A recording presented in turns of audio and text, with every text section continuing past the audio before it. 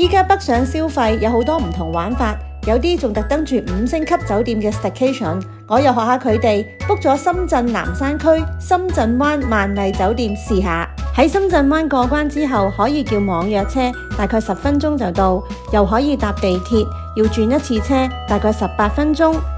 酒店就喺高新南站 A 出口，酒店大堂係喺57樓，禮賓部就喺地下呢一層。大堂樓底非常高，裝修擺設都好有時尚感，職員態度好好，好有效率，好快就完成 check in 嘅手續。客房喺45至56樓層，上客房都要先到57樓再轉 lift。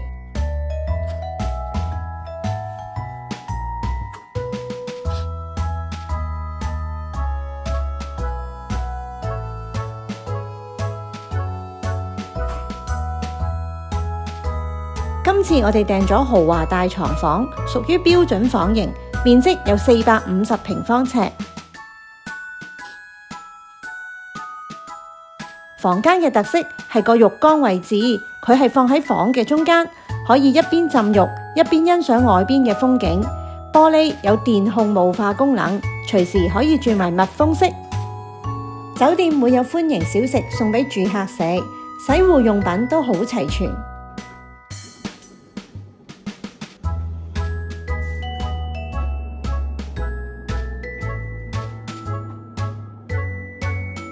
健身房係24小時開放，設備都好新，仲有桑拿房同 steam 房。室內泳池就喺45樓，面積都幾大，水溫同水質都好好。酒店有中菜、西餐、自助餐同埋酒吧俾大家揀。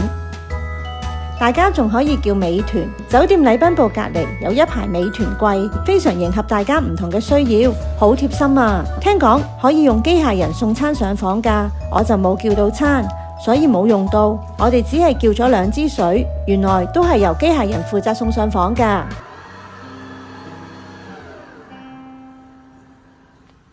客官在預訂房間的網站上寫給我一個好評，有好評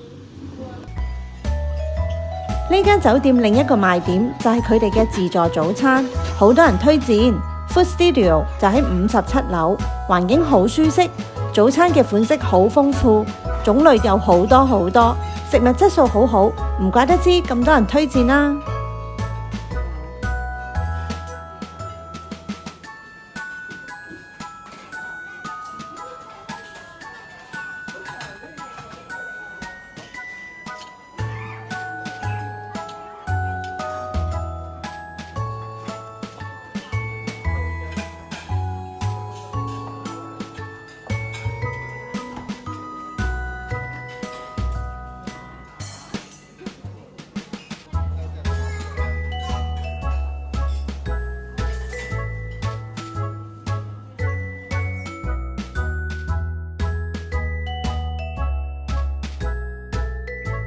check out 之後，我哋去咗深圳灣萬象天地行咗一陣，跟住就返香港。